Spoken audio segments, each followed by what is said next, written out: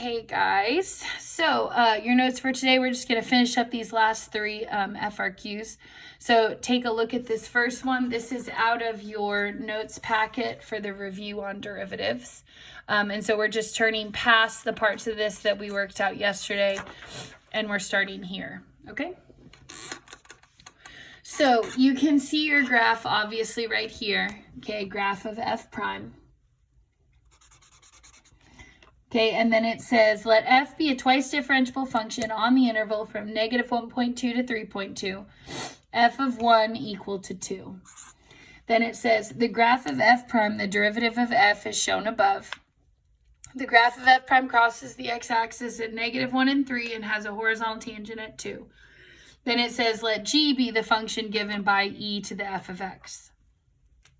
Part A. Write the equation for the line tangent to the graph of g at 1. Okay, so for part A, keyword there is I want an equation of a tangent line. So for an equation of a tangent line, I need two things. I need a point and I need a slope. Now, what do I want to be tangent to? G at 1. So 1 is the x value, but my equation is g, which means I need to come back and look at what g is.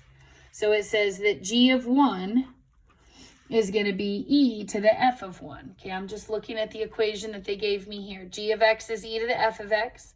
Well, then if I want g of 1, I want e to the f of 1. And then I'm like, okay, well, let me look at my graph. Wait, this is f prime.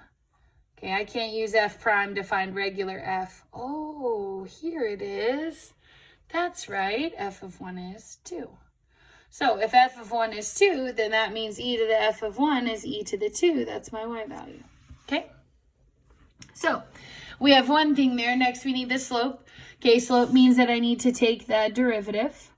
So I'm now taking the derivative of g.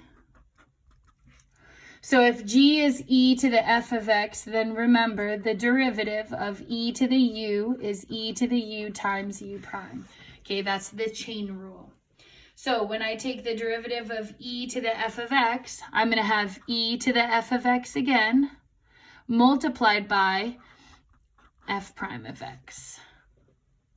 So it's e to the same thing again, f of x, and then multiplied by that thing's derivative.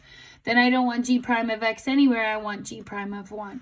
Now remember, the AP test for this year has been adjusted to where it's all free response, so be really careful about labeling this stuff as you go. So I want e to the f of 1 multiplied by f prime of 1. Then I'm looking at my thing. Remember, f of 1 is 2. So I know this is e to the 2. But now I need f prime of 1. And I'm like, wait, where could I get f prime of... Oh, yeah, this is f prime. And notice they even labeled this ordered pair for me. Okay, it says right here that at 1, my graph is at negative 4. That tells me that f prime of 1 is negative 4, okay? Because they're giving me the ordered pair labeled on my graph. So multiply that by negative 4. I have negative 4e squared. Then from there it says, write an equation of the tangent line. So I'm ready to do that at this point. So I would have y minus e squared, negative 4e squared x minus 1. And that would be the equation of your tangent line. Okay. All right, let's go on to part B. So part B says that I need to find, let's see, from negative 1 to 3.2, find all values where g has a local maximum, justify your answer. Okay, so let's think about, I want g to have a local max.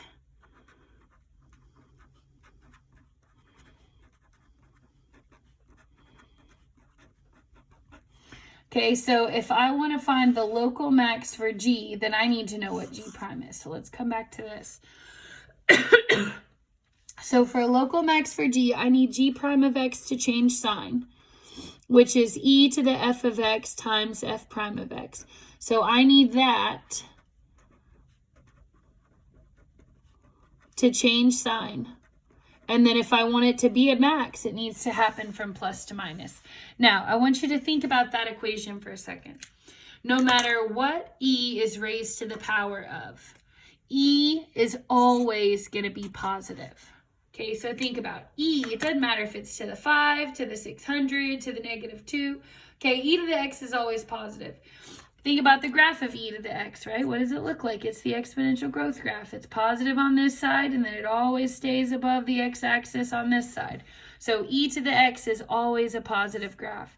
Well, then really the only thing that can change sign is f prime. So I have a graph of f prime. Let's look at it. Okay, I see that f prime has two critical numbers, one at -1 and one at 3. Okay, next I'm going to check the type. Before -1, my graph is obviously above the x-axis, positive. After it turns to a negative, that makes that a max. Let's come over here to 3. Before 3, g prime is negative, then it changes to a positive. That makes that a min. And so out of the two things, remember what I'm looking for here. We said we needed to change positive to negative because we want a max. Well, then that would have to be at -1.2. So I would say relative max, sorry, occurs at x equals -1 because g prime of x, which is e to the f of x times f prime of x, changes sign plus to minus. Since g prime of x changes plus to minus, or I'm sorry, f prime of x changes sign plus to minus at this value. And e to the f of x is always positive. Okay? So we put our relative max is at -1 because g prime changes sign plus to minus. How do I know that happens? Because f prime changes sign plus to minus at this value, and e is always positive. So if I'm multiplying two numbers, and this number is always positive, and that number changes sign, then that's going to be where my max occurs. Okay?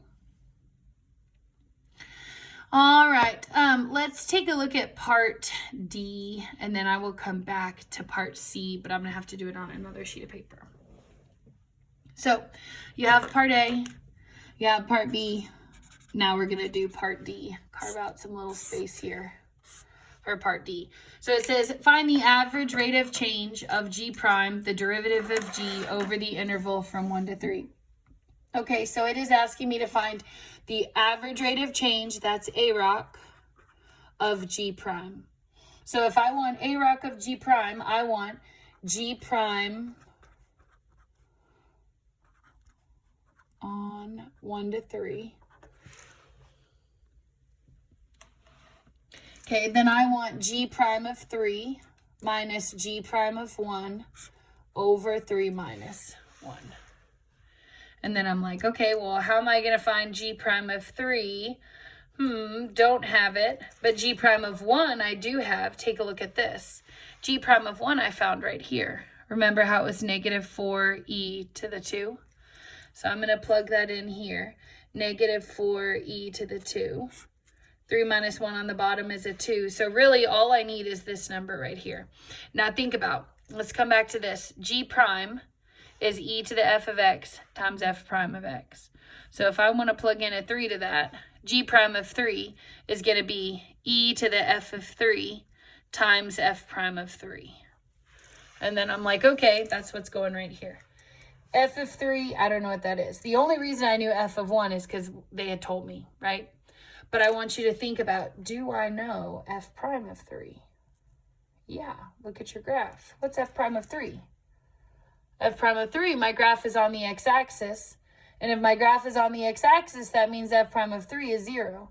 So it doesn't matter what this number is. If I multiply it by 0, then that whole term is going to come out to be 0. So then really my average rate of change, this is really just a +4 divided by 2 So it's 2e squared. Then remember, we're trying to break some of those bad habits of like, don't box your answers, try to keep things like pretty organized, and stuff like that. Okay? All right, let's do part C. Let me grab charger for my phone real quick so that I can keep recording. So the next question that we're going to do is going to be the part C for this. So if you'll go ahead and just read through that real quick. Okay, so part C says g double prime, which is e to the f of x times f prime of x squared times f double prime, blah, blah, blah. Then it says, is g double prime of -1 positive, negative, or 0? So let's talk about that. So I have g double prime. I'm going to rewrite this since I'm on another sheet of paper. Equals e to the f of x, f prime of x squared plus f double prime of x. And they want to know, is g double prime of -1 positive, negative, or 0? And then it says justify your answer. So I know I'm going to have to write a little sentence at the end to explain any of the stuff that's not obvious. Now, one of the things I'll tell you that is nice is that they took the derivative of g prime. Remember the g prime we had found here? They took the derivative of that for me. So I don't even have to take this derivative myself. I just have to plug in -1 and see how it comes out. So I'm going to have e to the f of -1 times f prime of -1 squared plus f double prime of -1. So let's think about, what do we know? Well, we know f prime of -1. Look right here. F prime of -1, I'm on the x-axis. Remember, this is a graph of f prime. We talked about that just a second ago at 3. So if f prime of -1 is on the x-axis, that means that this term here is 0. Okay? Now, 0 squared is still 0, so I automatically know that that whole term there is 0. Now, let's talk about the part on the outside. If I have e to the f of -1, think about, no matter what that exponent is, okay, when I put it on a base e, it's going to come out to always be positive. Okay, so this term is always positive. So I have something always positive multiplied by something that's 0 plus, and then f double prime of -1. So let's think about, what is f double prime of -1? F double prime of -1 is the slope of the graph of f prime. So think about, if I have the graph of f prime, which I do, and I'm looking at -1, okay, this is f prime, then f double prime is the slope of that graph. And it doesn't take but a second to realize that at that point, which way is my slope pointed? Okay, it's going downhill. And so if my slope is going downhill, then that means that f double prime, okay, is negative. So I have something that's positive multiplied by 0 plus, and then a negative number. Okay, well then overall, how's that going to come out? Well, 0 plus a negative number is 0. Negative times a positive. Overall, this is going to come out to be negative. So I'm going to put g double prime at -1 is less than 0. You could also write out in words it is negative. And then I'm going to put, because e to the f of -1 is always positive, and f prime of -1 is equal to 0, as shown in the graph. And f double prime of -1 is less than 0, since f double prime is the slope of the graph of f prime. Okay, now keep in mind that whenever you're justifying or explaining, it should always be in complete sentences. So you shouldn't be, I know most of us have worked through this already, but you shouldn't be pointing at little chicken scratch things and being like, oh no, I did justify it. Okay, complete sentences, make sure that it's organized, make sure your answer's all together. That's what they're looking for when they ask you to justify or to explain. Okay? So go ahead and pause if you need to here, and then let's go. We have 2 more left.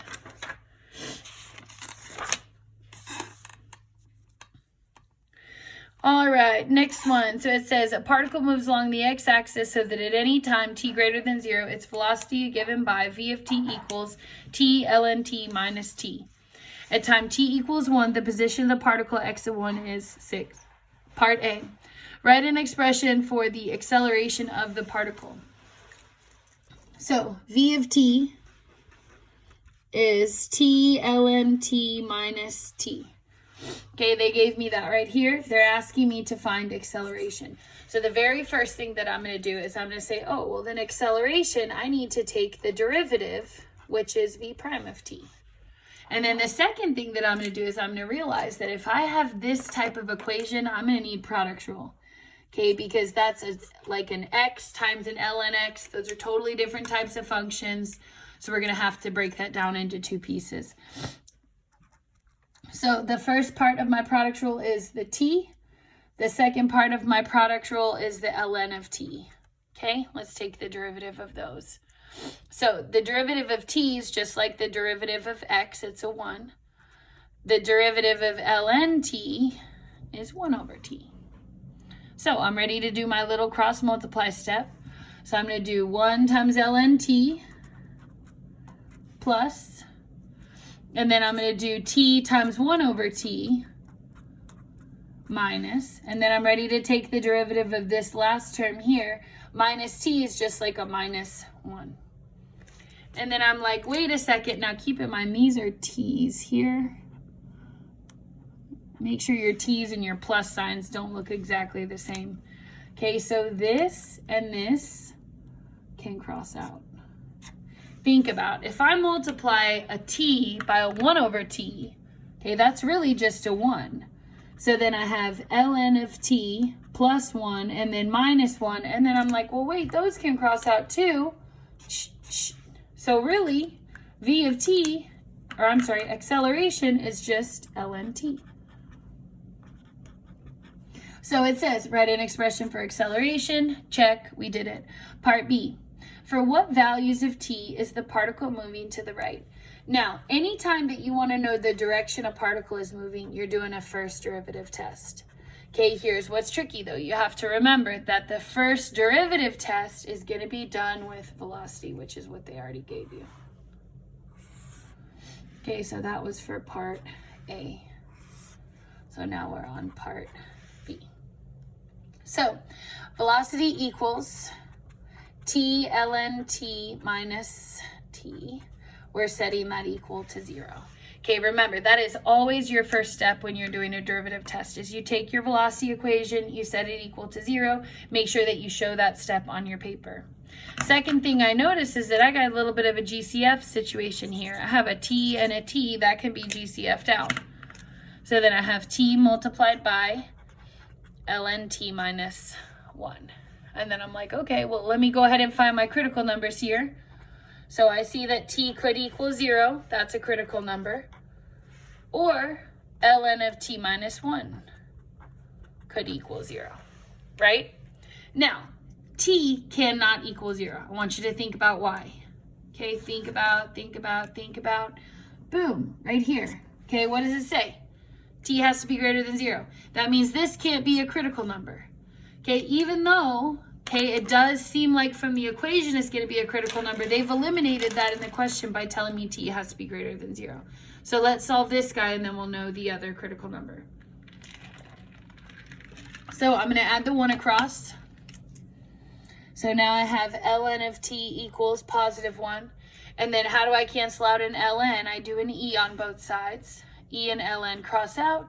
T equals e. Specifically e to the 1, but we know that those are the same. So it says, for what values at t is the particle moving to the right? Let's do our line test. Now notice, 0 is kind of a critical number, but not really because I can't use it in my equation. So let's pick a number that is smaller than e. But keep in mind, I can't pick 0. So here's how I'm going to do this. For my test points, I'm going to do them here in green. I'm going to use e squared and I'm going to use e to the half, which is the same as square root e. Now I want you to think about anytime I square root a number, it's going to make it smaller. And anytime that I square a number bigger than 1 like e, it's going to make it bigger. So these are my test points. Now I'm plugging back into this, remember? So let's say let's do e squared first because it'll be easier. So I have t, which is e squared, multiplied by ln of t, which is ln of e squared, minus 1. So I'm plugging right back into this right here. And then I'm like, well, wait, ln and e are inverses. Those guys cross out. Well, then I have e squared multiplied by 2 minus 1. 2 minus 1 is positive. E is positive. Positive times a positive comes out to be positive. Now let's do the left side. We're doing e to the 1/2. I'd have t, which is e to the half, multiplied by the ln of e to the half minus 1. And then just like last time, I'm like, wait, ln and e, those are inverses, those cross out. So now I have e to the half multiplied by a half minus 1. And then I'm like, wait, well, e is always positive, but a half minus 1, that comes out to be negative. Multiply a positive and negative, this left side is negative. So if I want to know when the particle is traveling to the right, okay, I want this interval right here. So I would say particle is traveling to the right.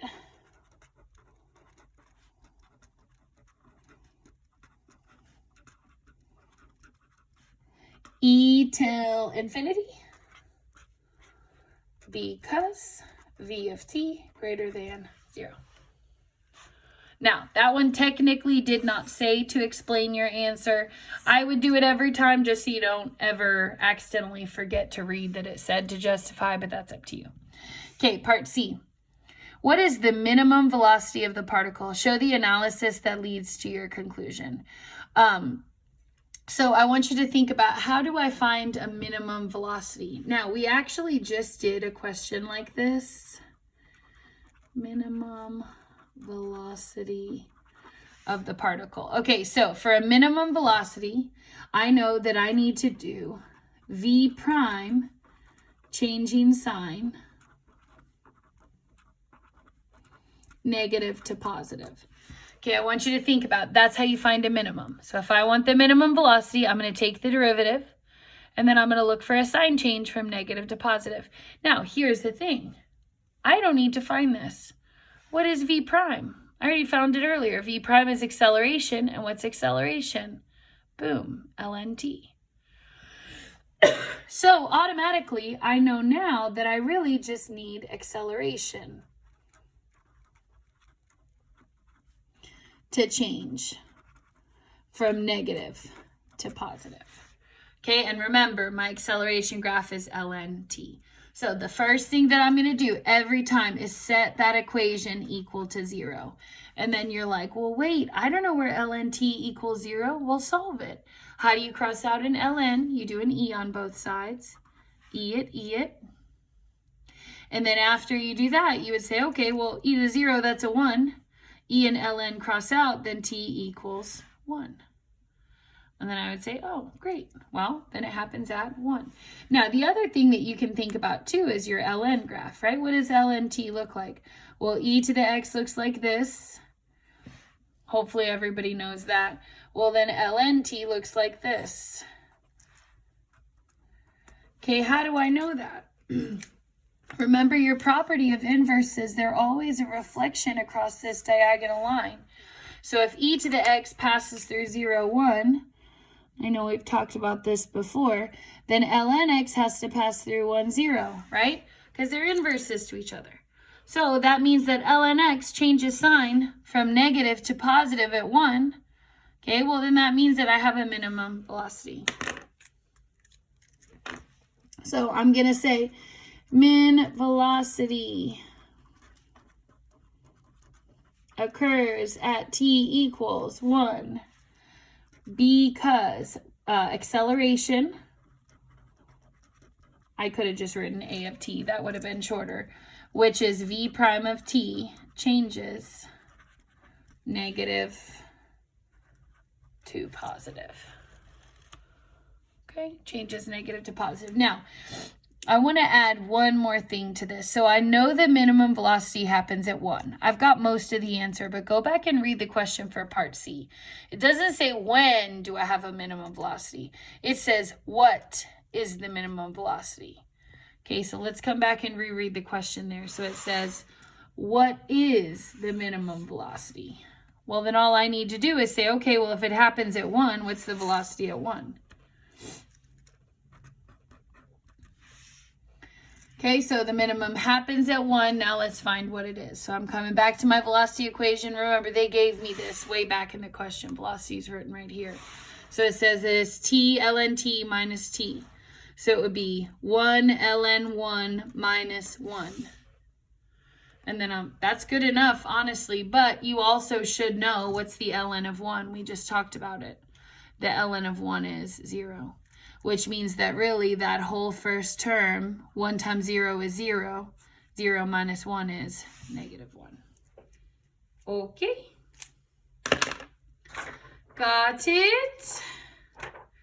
All right. One more question for that says, write an expression for the velocity of, or for the position of the particle. So let's do that now for me, please. Okay, I'm going to have to go to another sheet of paper here. So remember that velocity is this. This is part D.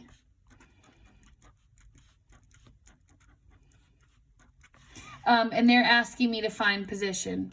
Now, I'm pretty sure that this question actually is off of the BC test and that we don't actually know how to take this integral by hand. So let's pretend like you had a calculator, how you could do it. Do you remember your version B? It was f of b equals f of a plus the integral from a to b of little f of x dx. So I could do kind of the same thing here. I would say, okay, x of t equals this I have to already have. Okay, so I want you to go back and look at the question here. So it says x of 1 is 6. Well, if x of 1 is 6, that's what I have. So I would say, okay, it's going to be x of 1 plus the integral from 1 to t, because remember, they didn't give me a specific time. They're just giving me kind of like a generic time. And then of the function velocity here. Okay? And so, like I said, if this was actually on your test, then you would have to have a calculator for that, and they'd have to give you a specific time. So, for example, let's say that they said find the position at 10 seconds. Okay, then I would say, oh, well, then x of 10 equals the position at 1 plus the integral from 1 to 10 of the velocity equation dt. And then from there, I would come into my calculator here and I would say, okay, well, what was x of 1? Go back and reread. Right here, it tells you that it's 6. So I would do 6 plus math 9, the integral from 1 to 10. And then of the function, which was x ln x, and then minus x, just like that. And then don't forget your little dx in that last box right there, okay? And then it tells me, bam, the particle would be at 46.8792, okay? But remember, this you have to already have, and then this is what you want, okay? But you cannot do this integral by hand. I guess this was a BC question, and I just didn't notice it, sorry. Okay, last question. Okay, it says, a circle is inscribed in a square as shown in the figure above. The circumference of the circle is increasing at a constant rate of 6 inches per second. As the circle expands, the square expands to maintain the condition of tangency. So as the circle is getting bigger, the square is getting bigger too. Part A. Find the rate at which the perimeter of the square is increasing. So let's set up a little find given when here. So it says, find the rate at which the perimeter of the square is increasing. So what I'm being asked to find, I'm going to call dp dt. Okay, and that's going to stand for the rate of change that the perimeter of the square is changing. Okay, what am I given? Let's go back and read. It says the circumference of the circle is increasing at a constant rate of 6 inches per second. They gave me dc dt. Okay, the circumference of the circle is changing at a rate of 6 inches per second. And then it says as the circle expands, the square expands, blah, blah, blah. Okay, so they never gave me a when, so I'm just going to put a question mark there. Now, let's talk about my equations here. They gave me the equation for circumference. Okay, it says a circle with radius r has circumference 2 pi r. Okay, and then also they're asking me about perimeter. So I'm going to put here perimeter equals add all the sides. Okay, so let's just kind of like start with that. So circumference is 2 pi r, and then perimeter, I just have to add all the sides. Let's put of the square, because that's what they're asking me about specifically. So let's do the circumference first. So if I take the derivative of this, the derivative of c is dc dt. And then the derivative of 2 pi r, think about that's kind of like an r to the 1. So 1 times 2 pi is still a 2 pi. Then I reduce the power on r, and it becomes r to the 0, but then I have to add a dr dt at the end of it. And then I'm like, okay, cool, cool. Well, I know dc dt. dc dt is 6. So then 6 equals 2 pi dr dt. Well, then I can divide by 2 pi on both sides, and now I know dr dt is going to be 6 over 2 pi, which is the same as 3 over pi. Okay, so this I know to be true, that dr dt is the same as 3 over pi. Okay, so far so good. Now let's talk about perimeter. So if I'm looking at this circle, I can see that this is a radius, right? From the middle of the circle to the side of the circle. That's an r. Well, then if I want to add up all the sides of my square, right, for perimeter, okay, let's think about how many r's that's going to take. So this is going to be an r. Well, then this is how many r's? Oh, that would be 2r, right? Because I'd have 1 to get to the middle and then 1 to get to the other side. And then I'm like, oh, wait, well, how long is this side? That's 2 more r's, right? Okay, now go to the other side. How long is that side? That's 2 r's. And then how long is that side? Oh, well, that's 2 r's. So if I want the perimeter of that full square, I have 2r plus 2r plus 2r plus 2r. That means that my perimeter is really just 8r. Now let's take the derivative. What's the derivative of the perimeter? dp dt. What's the derivative of 8r? It would be 8 dr dt. And then it's like, well, hey, look what I know. Okay, dp dt equals 8 times dr dt, but now I know what dr dt is. What's dr dt? Dr dt is 3 over pi. Does that make sense?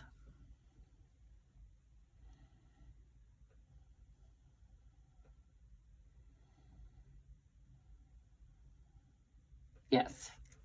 So that would be 24 over pi. Good?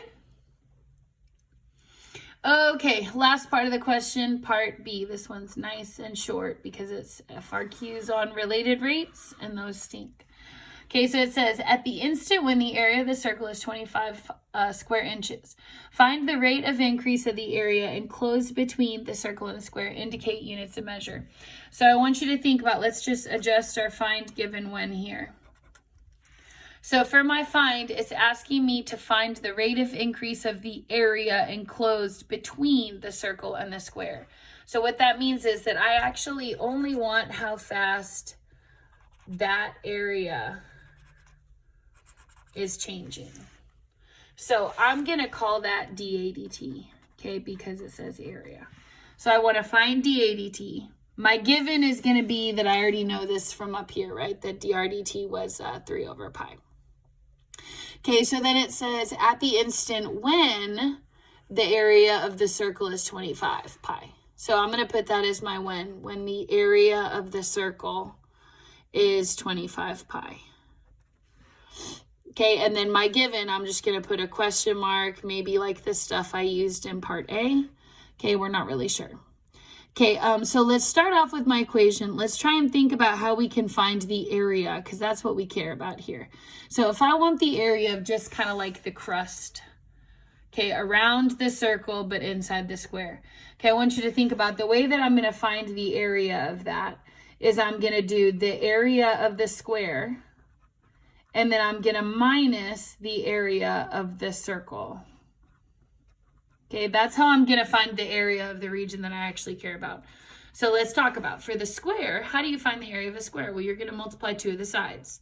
So come back up here. If this side is 2 radiuses and this side is 2 radiuses, then what's the area? Well, 2r times 2r, that's going to be 4r squared. Minus, how do I find the area of a circle? Well, look at that. They remind you it's pi r squared. And then I'm like, okay, well, now that I know the equation for area, I want dA dt. Let's take the derivative. So dA dt equals 4r squared, the derivative of that. 2 times 4 gives me 8r. Then I need, obviously, a dr dt. Minus, then I come over here. 2 multiplies down on the pi. Now it's a 2 pi. My r is now going to be to the first power, but then I have to add a dr dt behind that. And I'm like, okay, cool. Let's start plugging stuff in. 8r, don't know r, but I know dr dt. dr dt was 3 over pi. Minus 2 pi. Uh-oh, I have another r that I don't know. But then I have another dr dt is 3 over pi. So then the question becomes, I needed to know the radius and they never gave it to me. Well, then they must have given me another way to find it. Remember what they told me right here. What's the area? The area is 25 pi. Then let's just do a little mini problem, figure out what it is. Area of a circle is pi r squared. Well, then if 25 pi is pi r squared, well, then what's the radius? Let's figure it out. Divide that pi off. Then I have 25 equals r squared. Then I can square root both sides, and the r is 5, which means this is a 5, that's a 5. And then from there, I would say you're done. You can multiply this out if you want to, but I just kind of feel like, why would you? Now, if it were multiple choice, 8 times 5 is 40. And then 40 times 3 is 120 pi. Minus. And then 2 times 5 is 10. 10 times 3 is 30. And then I can see that this pi and that pi are going to end up canceling out for that term. So you'd end up with that. Okay. All right, good job. So remember, your homework for this week is to work on your homework on derivatives posted on the website, and then you're doing 3 of the progress checks off the College Board website, which is also on the website. Okay.